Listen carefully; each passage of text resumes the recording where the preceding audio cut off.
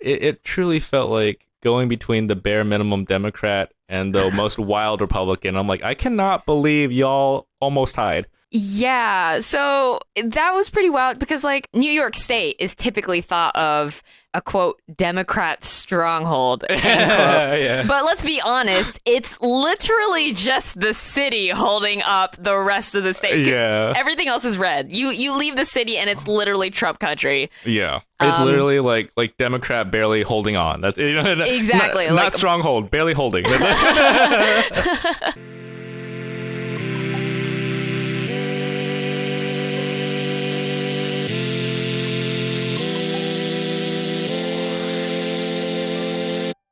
Welcome to the Politically Asian podcast. We're two Asian American comedians talking about politics and the Asian American community in hopes of getting more Asians to talk about politics. We are coming at you live from Brooklyn, New York. My name is Jerry Lim. My pronouns are they, them, and you can find me across the internet at Jerryaki. That's Gerrieyaki.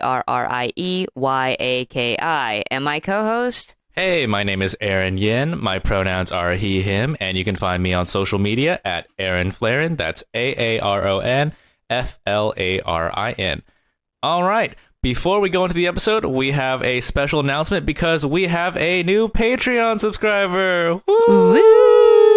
Woo! Thank you, Russell, for the Patreon. And as you already know, whenever we get a new Patreon, what we do is generate a fortune from this website, this automatic fortune cookie generator, and we will interpret the fortune in a politically Asian style. So I will do the generating this time. And Russell, your fortune for today says, if winter comes, can spring be far behind? Jerry, go for it first. What are your thoughts on this fortune? Well, I think it's an appropriate fortune. Russell, I don't know if you live in New York, but it's been fucking cold lately. It's starting to get down to 40s and 30s, so I feel like this is very appropriate. I'm choosing to interpret it as it's the darkest before the dawn kind of thing. You gotta just push through, and there's a light at the end of the tunnel. So whatever you're going through, just try to keep your head up. What do you think? Yeah, this is honestly just a sign to move to California. There's a lot of great organizing in the Bay Area. I'd say in LA specifically, when the CCED always comes to mind as People City Council. So if you are already in California, maybe that's a sign to get involved. And if not, it's time to move to California. I will say, like, with New York City organizing, maybe there is something with the winter and people just aren't as enthused. You know, it's a lot harder to get people to show up when it's either A, raining, 2, snowing, or 3, just generally cold and miserable. I mean, yeah, I went outside to pick up food from a restaurant, and it's literally like 2 or 3 blocks away. Aaron, I did not want to leave the house. Like, I was miserable the entire time. And it's not even like proper winter. It's still fall, you know? Can't do it. Yeah. I do agree with your take, the general optimism. Russell, hopefully that provides you a little bit of guidance in your life, whether in a political or Asian or both style. I guess both coasts do have a lot of Asian people, but hope you take something away from that. And thank you for supporting the podcast. Ooh. All right, so we're moving on to our Practice What You Preach segment. So if you're new to the pod, we talk a lot about politics, but it's also important to do things. So each week we share one thing we did related to politics and organizing. This week I will go first. So besides not dying from COVID and finally testing negative, my parents were in town and I showed them around the neighborhood, blah, blah, blah. And I feel like my radical act of capital A activism was explaining how the public library system works. Because if you don't know, the main branch of the Brooklyn Public Library is at Grand Army Plaza, and it is a beautiful, ginormous building. For reference, I come from Alabama, and the library that I'm used to is like roughly the size of a small one-bedroom house. And this was the Brooklyn Public Library's main branch. That's kind of what I vaguely imagine a branch of Jeff Bezos's house to look like. Yeah. It's huge and beautiful. And so, yeah. Wait, so you took them to the library and then you told them that our tax dollars paid for that? Yeah, so we went through we went through the library and like because they're always like, oh, you got to move out of New York. The taxes are so high there. You know, Asian parents, like it's always taxes. Yeah. I think this was really cool for them because we went through. I took them to the library and I was like, yeah, like the library card is free. You just need, you can check out books and ebooks even. But at the Brooklyn Public Library specifically, they also have records, like you can like a record player and records, finals, that kind of thing. And then like we passed by a bunch of computers and my mom was like, is it like free to use a computer? And I was like, yeah. She was like, okay, was there a time limit on it? And I was like, no, it's not like those Wi-Fi, Wi-Fi internet cafe style. Yeah, that's what I was thinking of. Yeah, internet cafes in Asia. And she was like, okay, well, the Wi-Fi is probably slow. And I was like, no, like one time the Wi-Fi went out at my house and I came to the library and it was faster than my company's office Wi-Fi. It's very fast. That shit can reach like 300 megabytes. Exactly. Yeah. And then like we went to like this cart and I picked up some COVID tests and she was like, are you just taking those? Like, do you not have to pay? And I was like, no, they're free. And she was like, and you can take multiple? And I was like, yeah, it's free. And so she grabbed like 5. Yeah, very conflicting ideas. It's like I hate paying taxes, but I love government handouts. That's it. It's like exactly. The dichotomy. Exactly. Yeah, and they were just like really, really like was surprised, I guess. Like, I don't know. They were just like, wow, like this is so amazing. I was like, yeah, this is what my taxes go to. And she was like, not worth it. Like it was just like a very, I don't know. I think they're worth it. But. That's pretty funny. You could always take them to like Central Park. It's like our money also goes to keeping that, all open and free and well kept. Yeah. Amazing though. Yeah. Great. So. Well, that was a lot more fun than what I did this past week. What I did was, aside from usual mocha picket, you know how it is, but the only new thing I did was go vote in this election. It truly speaking in New York City, I think some of the main race was probably for governor. Mm-hmm. And it was when I would say the most exciting part of this whole experience was just being able to walk into like a school again, elementary schools. I just forgot like how vibrant they were. There's like the walls aren't just all gray or white. There's tons of color and like art on the walls. Okay, which school did you go to though? That's the real question. An elementary school. It was just like an elementary school. I was like, wow, this is great. And the gymnasium and those basketball hoops that are not too high. But yeah, it just felt very depressing. Like, you just look at the two options, like Kathy Hochul and Lee Zeldin, and we will talk about them more later, but it's literally just I had tons of flashbacks to Joe Biden and Trump, and I'm like, fuck me, I can't believe I'm here. I guess we'll just do it. And I'm like, the only good thing about this experience is getting the I voted sticker at the end, which they ran out of, and so I had a sticker that said, like, you're looking at a future voter.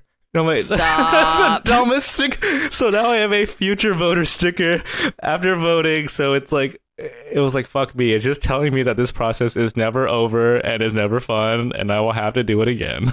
I mean, that's better than what I imagined they would give you if they ran out of stickers, which is like a name tag and then like someone scrawls in like I voted. Yeah, they draw the check for you. Yeah. Man. I wish we had those stickers that were the really chaotic ones with the spider. The spider, yeah, the man's head on the spider legs, like that toy in Toy Story. Yeah. So if you don't know, there was a county here in New York State where they held like a design competition and they let like kids design the I voted sticker, and most I voted stickers are like red, white, and blue. They've got like stars and stripes or an eagle, something patriotic, whatever. This 14-year-old drew a spider with a human head on it. There is no red, white, and blue. It's literally every color under the sun. It's got red eyes. It's incredible. And they said that sticker actually like really helped with like voter turnout this year. Yeah, it really captures the spirit of how everyone feels. Yeah, we're just slowly crawling towards the polls, just with this very unhinged look, like eyes bulging. Oh man. Truly terrible. Are we allowed to discuss like who you voted for, or do you want to talk about that? I went straight down the Working Families Party, which, to be honest, like if I had more time, I would actually have done more research on the actual candidates. It was very just, it was like that or Republican. I'm like, it truly just felt like a waste of time. I'm doing it, but it feels very empty. Doing the work. Okay, well, when you vote down the Working Family Party line, does that include the ballot proposals? I don't think so. There were four separate proposals on a different thing, and they weren't affiliated with anyone. Okay. Yeah. Okay. Yeah. Interesting. So you have to do research about the ballot proposals then. Exactly. Lots of paragraphs. This is why America's never like, you have to do homework, you have to read. Come on, there should be pictures. You have to whip out your phone and just spend hours, just kneeling over the little booth. Yeah. Painful. All right. Let's get into the episode. This week in Asian American news. So the first thing we're starting with, the headline is a wrongly terminated Chinese American scientist named Sherry Chen. She was awarded nearly $2 million in damages from the U.S. government, who accused her of being a spy. Jerry, what is one thought you had about this situation?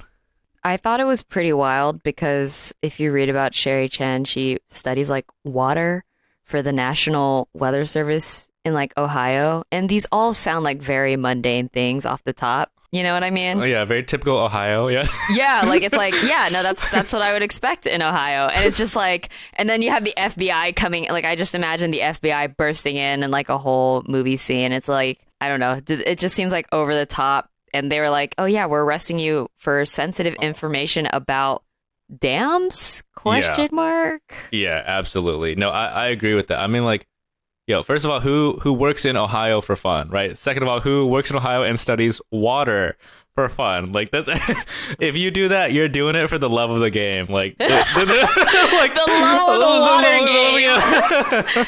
Is Ohio landlocked? I don't even know. Where? No, it's pretty close to the lakes. It's got a Great Lake. Yeah, maybe? Yeah, exactly. Yeah, that's probably why they love it. But she was basically accused of espionage because she accessed this government database about American dams, but this database is publicly shared among everyone in the office, and they had a shared password and everything, so there wasn't anything like illegal about it. And people knew that, which is why 5 months into the investigation, the Justice Department dropped everything. But even though that happened, the damage was done, right? And so now it's like, she didn't go back to work for them. Her reputation as a scientist is kind of damaged. Terrible. Yeah, I thought this article was interesting because it pointed out that like this initiative was like incredibly ineffective at getting anything done. There was like a line in there that said it saw a higher number of cases fall apart before trial than the federal average. This was actually even before the China initiative. This was like Obama era, like 2014. I was like, yo, what? Like, this is it. It kind of reminded me of how we kind of had ICE during Obama's era too. Right. And it's like, oh shit, it's like it was here. It still happened during Obama's time, and it's like, fuck me. It's never good to hear, but yeah, I mean, I will say I was reading the Wikipedia article about this as well, and originally she had to get this password from one of her colleagues. And her colleague was actually the one who turned her in as a potential spy. I know. I was like, okay, this person is definitely not Chinese, most likely white. And I'm like, that's what I was like going on in my head when I read that part. What the fuck? Mind your own business. What I know. The fuck? I mean, we talk about not sharing much about personal life with coworkers, and this story just reinforced like not having any kind of close relationship with coworkers if possible. Wait, but that's not even like personal information. It sounds like she was just trying to do work. Yeah, or like she asked for like oh hey, what was the password for this again? But it was a publicly shared password, so it was just like the person you happened to ask also just. They like read too much into this, very like It's Always Sunny and the red string meme on the walls. Yeah. Yeah. I thought the other thing that was interesting that one, the 2 million that she got in like a settlement, it's going to be given out over 10 years, which like, it's like the lot. can you do that with settlements? I don't know. Like the lottery, you can either choose lump sum and you get like a lot of deductions, or you get it over 10, X amount of years. Yeah. That's like 200K a year. That's pretty good. That's still pretty good. Okay. Yeah. But more importantly, I like that she and her legal team made sure that one of the things that she would get in the settlement is a private meeting with her former boss, and that they had to provide a letter acknowledging her record and accomplishments. As a government hydrologist. Yeah. Yeah. I mean, I was going to say, because like, earlier we were saying like, who does this shit for fun, right? Like, who does all this niche academic stuff with water and dams in the middle of Ohio? It's like, I'm sure she's happy that she got all this money, but I feel like the whole pride and value as a scientist seems like more important to her, especially if she made this request specifically. Yeah, I mean, like, even I don't know how you would go into your next job interview, right? Like, how would that conversation go? Because they always ask, like, oh, why are you leaving your former employer? Like, why did you leave? Yeah. And it's like, I don't know. They called the FBI on my Yeah, ass. Like, the FBI thought it was a spy wrongly. Very awkward. Yeah. Yeah, something about resilience. But I will say, okay, I had a question. So at the very end, Sherry Chen's lawyer says that this settlement made clear that when the government discriminates, it's always... No. The settlement makes it clear that when the government discriminates, it's going to be held accountable. What did you think about this line? But that's not the case. Like, are you telling me that every Chinese American scientist that's like been penalized for this, that's gone through this is gonna get money and like like, no, that's not gonna be the case. That hasn't been the case ever in history. I think I'm happy for Sherry Chen, but like, I think that's gonna be an anomaly. Like, that's rare. Oh, that's what I was gonna say. Like, when I read that line, I wrote this note that said just no, because I think it does feel like an exception to a rule. And all these other scientists who are accused of espionage under the China Initiative, a lot of them are not government workers, right? Like, they're university workers. Sherry is like, I feel like the rare example because she literally worked for the government. Yeah. But I'm like, damn, I hope this doesn't give everyone a false impression, especially for Chinese immigrants that like, oh, America is all about liberty and freedom and, constitutional rights, and you will get justice, and that type of mindset. Well, I wanted to ask what you thought, because like, I feel even amongst East Asians, like, I feel like this isn't a topic that's really covered. I feel like I don't really see this discussed so much, or like what's happening in regards to like these Chinese American scientists, or would you agree with that, or would you disagree? I mean, I would agree with that. I don't think many people know about this. Even, I mean, I'm only speaking from my own family, like, and their friends, like among the like 40s or 50s Chinese parent immigrant generation. It's not a big topic, like, because unless you're involved in academia, it also doesn't seem to matter that much, right? Yeah. Like, I'm sure all the Chinese and Chinese American academics know about this for sure. Right, like the WeChat is popping. Yeah, the WeChat, no, for sure, yeah.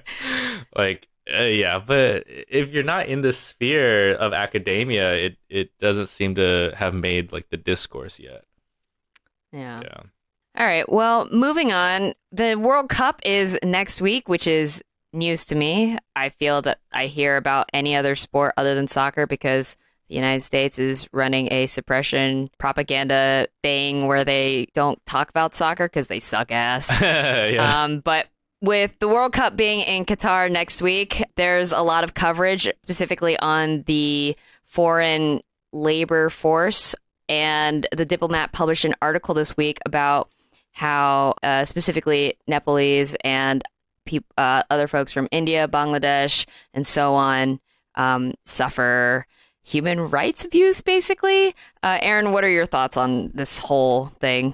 Yeah, I mean, I agree with you on the U.S. psyop against soccer. Whenever I read these articles, the first thing I always do is just Google, like, where the hell are these places? Like, geography very bad. And so, just for a bit of context, Qatar, small country, right next to Saudi Arabia. Nepal, next to the Himalayas, next to China, India. The distance between the two is about like 2,000 miles, which is about the entire width of the U.S. So it's like pretty far. Like, these workers are going like really far from Nepal to Qatar to seek work. I to me, it reminds me of the Olympics and how there were a lot of labor violations during the Olympics, no matter what country it's in, regarding workers and pay and health and quality, but way worse. Just so many stories of like death, specifically for Nepalese workers, and then like you mentioned, Indian workers, and it's terrible just because they don't have a lot of power there, and obviously they're not going to vote on this, and so they're just left by themselves to suffer, and they need money. So and Qatar is just exploiting them for that reason. It just made me think like I didn't care about soccer in the World Cup before, and now I have another reason to not care even more. That's what I thought after all this. Yeah. What did you think about this? So I know this article focuses primarily on South Asians, but as a Filipino, Filipinos are actually the fourth biggest group in Qatar. Yeah, like there's a lot of Filipinos in general in the Middle East. They're called OFWs, or overseas Filipino workers. And so I was a little bit more familiar with the whole Middle East and the whole like cruel working conditions. For extra context, Qatar has a population of like roughly 3 million, and then like apparently 85% of those people are foreign born. Yes. Which is wild. That means like there are more foreign born people than actual citizens. Yeah. That's America's nightmare right there. Yeah. Yeah. Or white people's nightmare. I think a lot about that. Hassan Minhaj talked about this in his latest stand-up special. I think he was talking about Saudi Arabia, but you know, in general with the Middle East, he was talking about how he has a joke in there like even brown people have their own brown people. And he's referring to like the workers, and I was like, damn, that's like so true. Yeah. Yeah. Yeah, there was this quote that I'll just read. It says, "For far too long, the Gulf states, so like Qatar, have exploited the economic weakness of countries like Nepal that supply with them workers, playing all these countries against each other to drive wages down and protection down." It literally just feels like you're just going to each country being like, who can offer us the most workers at the cheapest price with the lowest worker protections? Yeah, and it's like hard because Qatar's not going to do anything about it. So I know in the article they were like, well, the South Asian countries that are sending their laborers aren't saying anything either. Yeah. And so I can't speak for South Asia, but I know for the Philippines, one of the biggest exports is labor. Like I said, OFWs. Yeah. And what OFWs do is they send money back to the Philippines in something called remittances, right? To the family, blah, blah, blah. To give you an idea of like how much money the remittances gives to the Philippines, last year they said that overseas Filipino workers sent $22 billion to the Philippines, and the Philippines total GDP is 300 billion. So I feel like that's a pretty sizable chunk. Yeah, you know? Almost 10%. Yeah, so governments aren't really inclined to do much about it because it's a fair chunk of change. Yeah. Wow. I didn't know that. That's a lot. And if they ask for more pay, then on Qatar's side, they could just be like, well, fuck you, Philippines. We're just going to go with the cheaper labor in Nepal. Right. Yeah. Obviously, the final party in this, FIFA, which sponsors the World Cup, they are doing the opposite of calling them out. They are basically standing with the state, praising its efforts, and basically not caring, like kind of shoving it under a rug, which is again like a reason to just boycott FIFA, boycott the World Cup. Like they don't care, right? It's all just a big money scheme. Right. I mean, like when I was reading that article, it was like, oh, an organizing sports league / association that only cares about profit and prestige and wants to sweep stuff under the rug. Oh, I never would have guessed. Like that happens all the time. Yeah, literally every single one. Hey, thanks for listening to the episode so far. If you like it, maybe pause right here and give us 5 stars on either Apple or Spotify. It really helps the pod out, and it's free. But if you have some money to toss our way, consider subscribing to our Patreon. We're currently fundraising to get transcripts for our podcast episodes to make them more accessible, hire a video editor, and hopefully get Canva Premium to deliver better memes. So yeah, thanks for listening. And now back to the episode.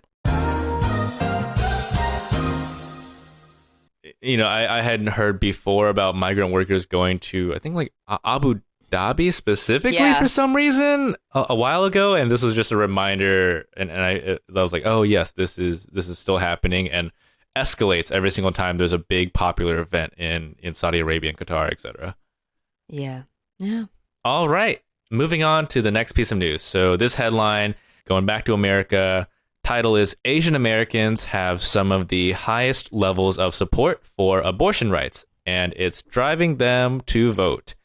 Jerry, what is one thought you had on this piece? I like the opening paragraph, which was a story about this woman who experienced or witnessed domestic violence in her home country of Guyana, and then came here for a better life, and then being surprised to, quote, see the same problems from back home reflected in the country she had once viewed as holding the promise for a better life. And it was like, it's just like major out of the frying pan and into the fire vibes, you know? Yeah, the grass is equally as dead on this side. That's, yeah. And I know we just talked about South Asian workers. I did like the South Asian and Caribbean emphasis in this article as well. It did remind me of when we talked with Felicia Singh, who does like work with Jahaji sisters on reproductive rights and all this. Yeah, I thought that was a great story. Also very sad.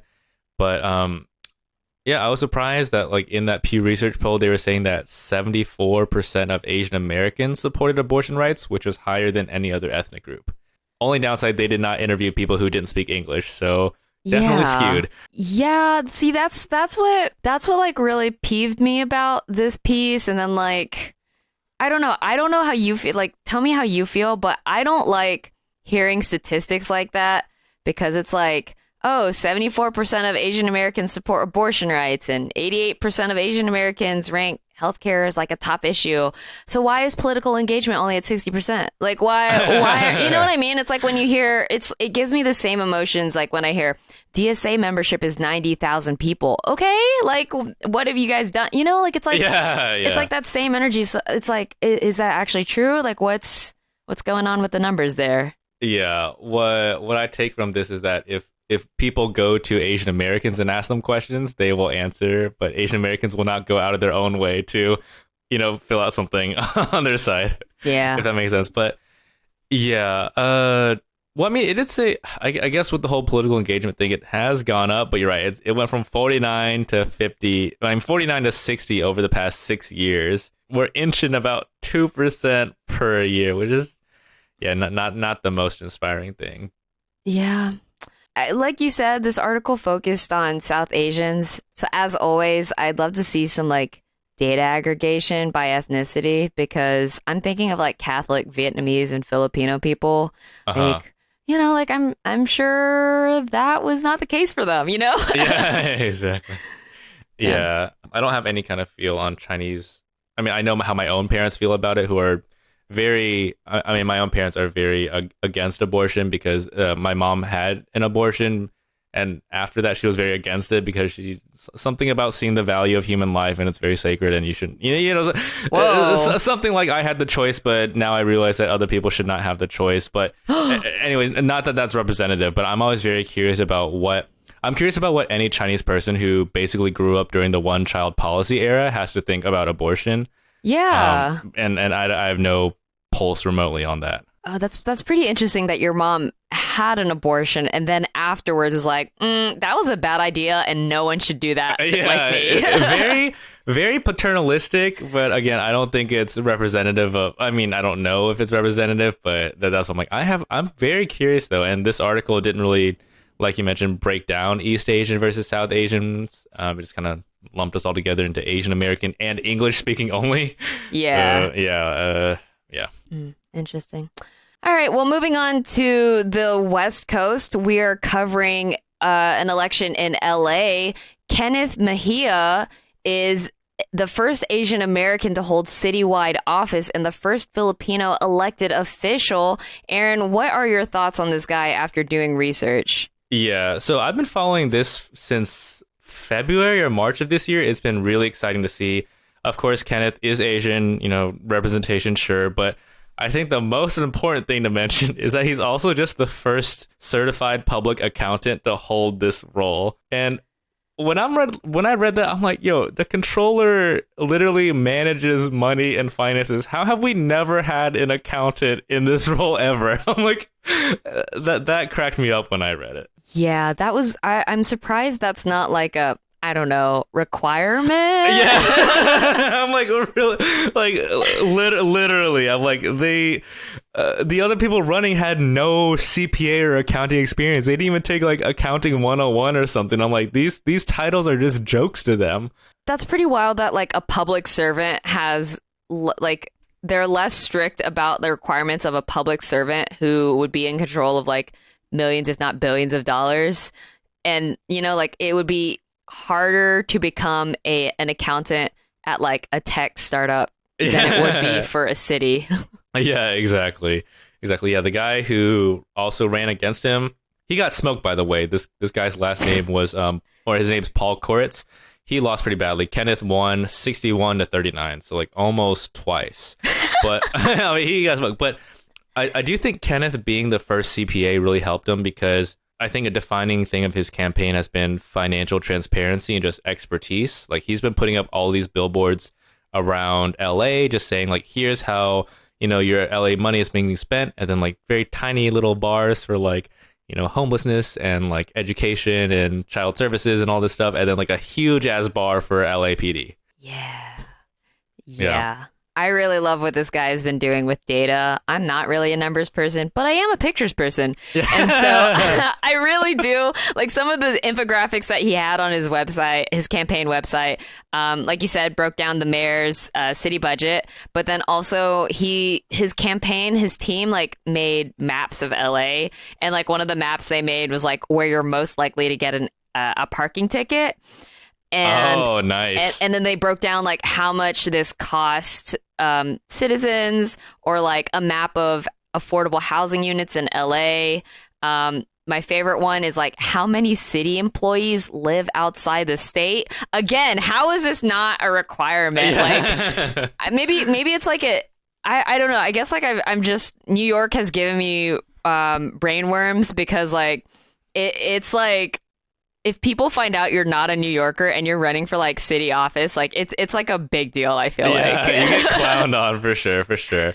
Though in that recent what was that recent Senate or House seat election, there was this one guy named Mondaire Jones who lived upstate New York in Westchester, and he came in like 4th. So I was pretty surprised, but yeah, that's a tangent. Anyways, yeah, I do think it's very, very cool, everything that Kenneth did. The first time I really read about him was again like February, March, when he did his own research about how LA gave the LAPD like half of the city's COVID relief budget. And I was like, oh shit, like the city itself didn't even mention that. They had lumped it under a general funds category, and he had to like do his own research and ask it around, and then he found out, and I was like, oh shit, that is some good journalism right there. Yeah, I really like the way he presents facts. I like, he has this good quote: you don't really have to push an agenda when you're running to present data and show numbers. They have a story in themselves. And I really like that, because it's like he took the facts don't care about your feelings and made it progressive. Yeah. Because I will say that same line could be used by like, let's say like Andrew Yang or anyone else, right? And just like, oh, data is data. It's very, it's unbiased. But I mean, it never truly is. It's like he is using it specifically to compare police, right, versus everything else. But it was a nice line. Yeah, it is great to see him in this role, since I always think city governments are so bad at spending money. Either that or they have no money, right? It's always one of those two. But I wanted to get your thoughts on this. Like, it seems like he is going to shine a light on financial misspending in LA, but he also doesn't have the ability to vote on anything or propose any laws. And I was like, damn, this feels like it feels like half good news overall, I guess, because I'm thinking like in New York City, like we all know that the NYP budget is atrocious, but no one votes against it, so we're kind of stuck with the burden of knowledge and nothing. We can't really do anything about it. That's interesting. I mean, like, I'm not expecting one guy to like really turn things around. You know what I mean? Mm-hmm. I think the most important thing is that he is competent, which is a very sad bar. But I think like it's a really great start. Like just being able to like, I don't know, further educate voters, I think. Yeah, we don't, like in New York, we're always talking like about the New York, but the NYPD budget, and then nothing really happens to it. I think what could be powerful, or what he might do is like show the impact of that budget, right? Because it's like one thing to say like, oh, the NYPD budget is like $10 bajillion. But like, how effective is that $10 bajillion? Because if people think like the $10 bajillion is effective, then like, it's going to keep happening. Yeah, that's true. That's true. Yeah. What do you think? Yeah. No, I agree with that. That's a good way. Obviously, no one person can drastically affect the outcomes of anything. But yeah, I mean, I was watching some interviews he did earlier, and he did really focus on not only on the amount of spending, but also the effectiveness per dollar, essentially. Mm-hmm. In any other terms, this sounds like some capitalist bullshit. I'm like, like effectiveness of a human per dollar. I'm like, but in this context, when you're shining a light on, LAPD example, it's like, okay, yeah, sure. It would be nice to know like how much we're spending per hour per cop. Yeah. Probably one of the few times where I'll say, okay, I guess accounting is kind of cool. No, yeah, I think that was like one of the other takeaways was like, I was like, yeah, this using accountant powers for good. I didn't know. Yeah, exactly. That's such a rarity. The one quote good apple, right? Right. They do exist. Okay. All right. And closing out this episode, we're going back to the East Coast, New York City, kind of where this episode started with New York City voting. So we're talking about the New York City elections, specifically for governor. Kathy Hochul wins a full term in New York amid a wave of discontent. Jerry, what's one thought you had on this New York City election? Or I guess broader New York election. I didn't think she was gonna win. I'll be honest. I gotta come clean, guys. I didn't think she was gonna make it. Yeah, everyone I talked to was also saying like, yeah, it seems like the race is really close between her and this guy named Lee Zeldin. And for context for people not in New York, Lee Zeldin is basically like Ron DeSantis, but in New York, he's very anti-abortion. He's very anti-gun safety, wants to slash government spending, has close ties to Trump himself, wanted to overturn the results of not only the 2020 election, but also his own election after he lost. Nice. Very Trump. Yeah, very Trump. He was like, no, keep counting. The number will go up and up and up. And I'm like, this sounds like Trump. This sounds like Trump is feeding him words from like a speaker. Right. Yeah. Yeah, but what I take from this is that like it truly felt like going between the bare minimum Democrat and the most wild Republican. I'm like, I cannot believe y'all almost tied. Yeah. So that was pretty wild because like New York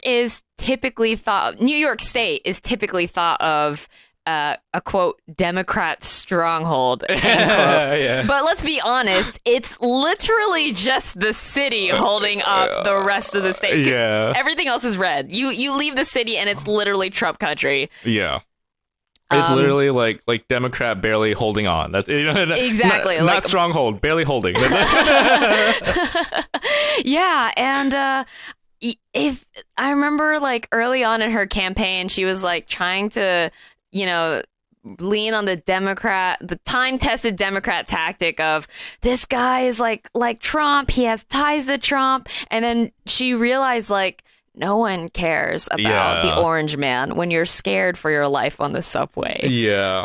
And they Safety. really they really pulled out all the stops. The Democrats really pulled out all the stops because, like, I mean, Biden, Obama, the Clintons made an appearance. Kamala Harris came into town. Like, everyone was coming into town to, like, campaign for her. They had to bring in the whole Suicide Squad. Like, this. I like that you chose Suicide Squad and not Avengers. Like, I feel like that's a more appropriate. Like, Suicide Squad is accurate. Yeah. It's like the villainous energy, that sort of nebulous good bad type of thing. Yeah. So, I mean, Kathy, I think some of the biggest flack that she got that I remember and us talking about so much was the whole. I mean, I guess it's public safety in a way, but the mask mandates, right? Like, she literally lifted them from all public transportation, no subways, no taxis, cars, etc. I guess everyone else followed suit afterwards, but yeah, I remember everyone was pissed that day. Yeah, no one was wearing them anyways. I think it's just like the principle of the matter. I think I remember us talking about. Yeah, but it's important to note, I think, that like Kathy is a pretty moderate Democrat. Yeah. And I think there's like a really good quote from the article that we had here, where from an Inna Vernikov, a Democrat turned Republican who won a city council seat. She said, even if it's a centrist Democrat, they will select a Republican at this point in regards to like her constituents. Oh, wow. Yeah. So I thought that was really interesting because it's Eric Adams and Hochul, like, yeah, they're Democrats, but like in the loosest definition of the word. Again, like barely holding on to that label. Like, truly, it's like not talking about whether it's public safety, health and safety and COVID, or like everyone's always worried about rent right now. Yeah, and I think that's where they went wrong, right? To like keep pounding this drum of like Trump, like fear mongering Trump is like, it's doesn't. Who cares? Like that. Tell me more about your platform. Yeah, I think it works if it's directly related to Trump because Dan Goldman, who won that when that new seat popped up, he did win and he was the lawyer against Trump. And Letitia James, who's the attorney general who prosecuted Trump, also won her election. But Kathy's going against like a Trump clone or something. So like the vibes are different and I don't think people make that link as much. So I think with that, though, that's different because, kind of going back to what we were talking about with Kenneth, I feel like that demonstrates competency. Like you're, I'm really involved. Like, and here is an example of my things. To say like, this guy is like Trump, it doesn't really do anything. Yeah, exactly. It doesn't show Kathy's competence. That's true. That's true. Right. And so looking over at Lee Zeldin, the race was like, I think the race was like 53-47. It was like 49 or something. Oh, no, wait, that doesn't make sense. 53-49. That doesn't make sense. Math. It was 53-47. Yeah, that adds up. It was something close. It was something close. Like it was. They reported that it was the most narrow margin of any New York governor in 30 years. Yeah. Which is really interesting. If she had not been from Buffalo, I don't think she would have won. But what's interesting to point out is that Zeldin was popular amongst Hasidic Jews. He's Jewish. He said that he would, protect the schools from government interference, but also he was popular with Asian Americans. Oh, yeah. Oh, because yes, he said he was going to be tough on crime, yes. And people were like, he's going to prioritize fighting anti-Asian violence. I was like, I don't think the guy who's like Trumpian will do that, but okay. Yeah. He said he's against taxes. He would slash taxes. We've talked about this, Asian American parents and taxes. And then this is the kicker. He would block changes to admission processes for elite public schools. See, I mean, he knows his audience. I'll say that. Yeah. He knows his audience. Like, yeah. And so that's why I don't really believe all that Pew Research stuff when they're like, like Asian Americans really care about abortion and like blah, blah, blah. Do we? Yeah. Well, I mean, it's also like, I feel like they really missed out on not talking with non-English speakers. Like, 'cause like Flushing, right? Right. I feel like that totally, like Flushing voted for Lee. Though good enough, Ron Kim, who's like a New York State Assembly member, he still won a Democratic spot in there because of all the home care stuff, which is pretty cool to see. But otherwise, like Flushing was pretty red. So it's like, yeah, I see what you mean. Well, I guess we barely have Kathy for another 4 years, and we will see where this goes. Oh yeah, it's 4 years. Yeah, it's 4 years. It's just like the presidency. I feel like she's been governor forever. I know she just got here like last year, but like it feels like forever. Is that just me? No, it's because she had 2 more years left from, or like 2 or 1 more years from Cuomo because he got impeached, I guess, or kicked out. No, I thought he resigned. Oh, he resigned. Okay, yeah. Right? He left, and then Kathy took over his term, and now we're here. So she's gotten like a term and a half at this point. Okay. Can I want to make a confession. Yeah, I said that like I didn't think she would win, but my real truth is that I almost didn't want her to win. Because like I just wish like the Democrats would wake the fuck up, Like I feel like if they had lost New York, that would have been a really big wake up call for like what's to come, because like I feel like they could really just cruise by on like the whole you don't want Trump to happen again, right? And then like don't talk about like actual issues. Yeah. It's truly like lesser of two emails. It's like, again, just flashbacks to just voting, and it's like, I guess we do it, but we're feeling very much like that human head on a spider. Perfect. No notes. Let's close out the episode here. That's it for this episode. If you could please give us a 5-star review on Spotify and or Apple Podcasts. It's free. It takes literally a second. You could probably do it before I finish closing out this episode. You can follow us on social media, on Instagram at Politically Asian Podcast, and on Twitter, if you're still on Twitter, at Politic Asian Pod. Who knows how long we'll all be there. Maybe we'll move to Neopets or Tumblr. But until then, thanks for listening, and bye.